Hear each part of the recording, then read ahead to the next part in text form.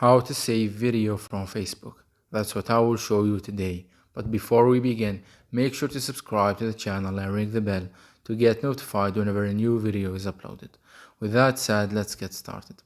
Now, the first thing that we need to do is we need to copy the link of the video that we want to save and download from Facebook. So let's go ahead and do that. Let me find a video.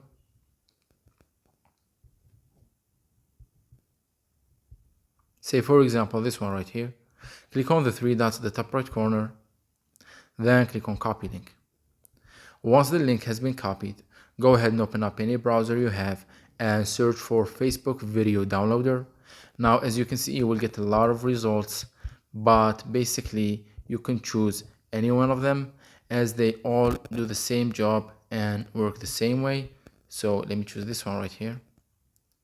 And essentially what you need to do right here is you need to paste the link of the video that you've copied and click on download.